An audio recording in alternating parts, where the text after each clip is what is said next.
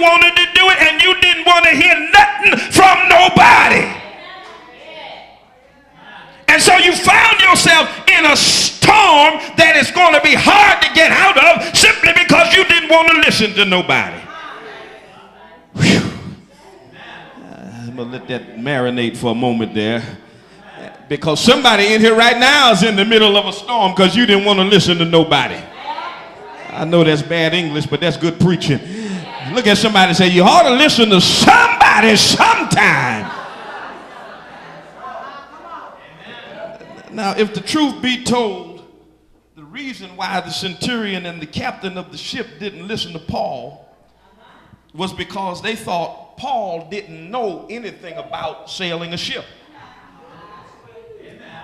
They wondered, why in the world should we listen to this guy who's a prisoner for preaching the gospel? They thought the only thing Paul knew how to do was to preach and teach about the Lord.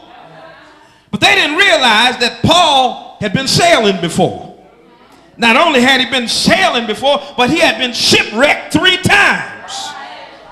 Oh, yeah. Paul knew what he was talking about when he told them to hold off into sailing until better weather came along. And not only did they see Paul as just a preacher, but they saw him as a prisoner. Somebody who needed to be transported to Rome to go to jail. And that's a lesson for us today to learn, is to be careful how you look at people. Don't be so quick to pass judgment on folk just because they may not have the same college degree that you have. Just because they may not live in as nice a neighborhood as you live in. Just because you think they're too old and old folk, just because you think they're too young. God can use anybody he feels like using. Sometimes God will use the strangest folk to try to give us some common sense. And that's what Paul was trying to do to the centurion and the captain of the ship. Just give them some common sense. Give them some wisdom about sailing in the sea. You're supposed to be the sailors. Don't you know you ain't supposed to be sailing into a dangerous storm? Oh, I wish somebody would help me in here.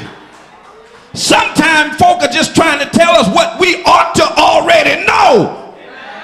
Y'all ain't gonna help me now. You 57 years old. There's some stuff you ought to know already. But Paul was just trying to give them some common sense. And because they didn't want to hear anybody's advice, they found themselves stuck in a storm. Let me put a quarter in the meter and just stay there for a minute. Because we got some young people in here today who ain't lived but 14 years but think they know more than everybody. Lord have mercy. They think we're old and fogey and don't know what we're talking about. Come on, we outdated, outmoded. Come on, y'all.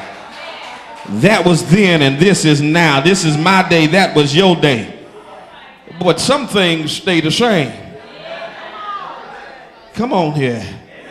Old folks used to say, going there can't tell been there how to get there.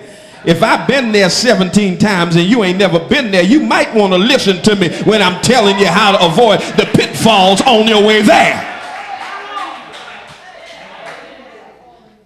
But yet, no matter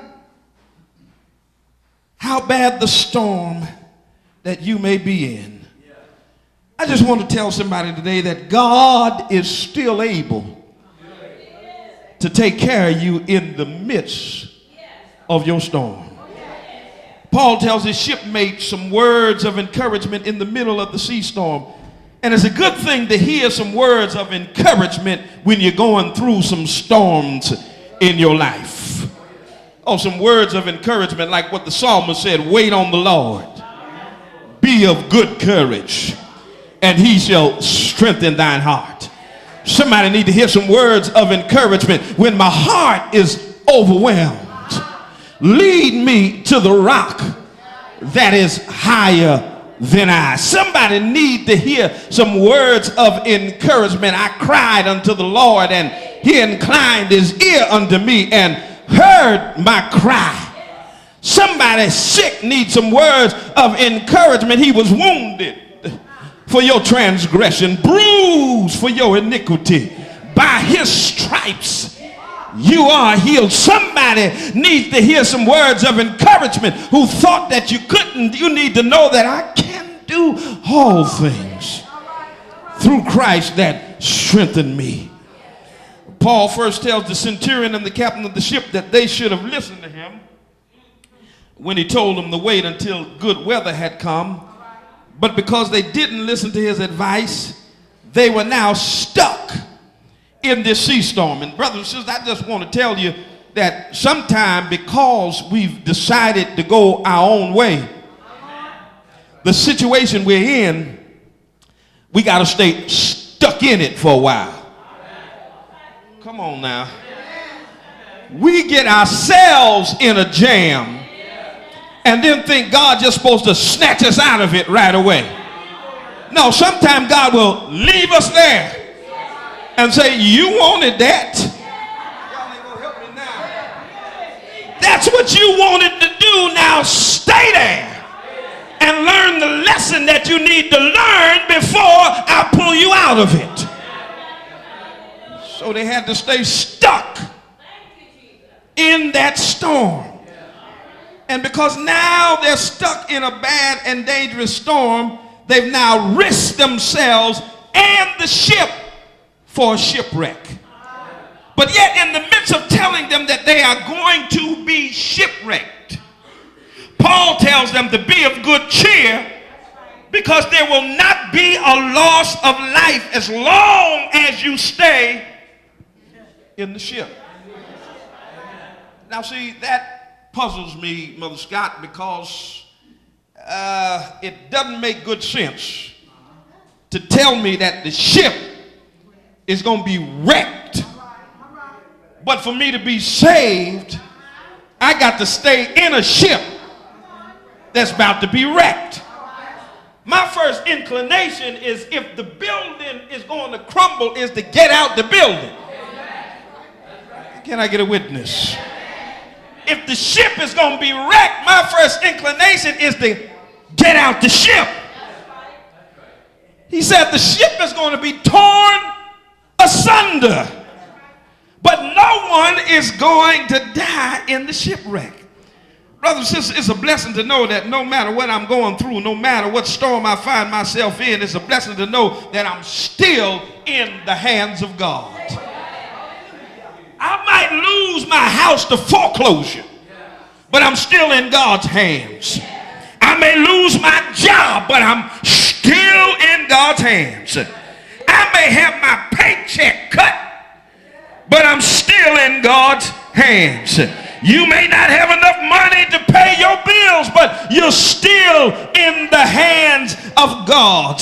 Your friends might be few, but you're still in the hands of God. Your children may be acting crazy, but you're still in God's hands. The doctor may have given you a bad report, but you're still in God's hands.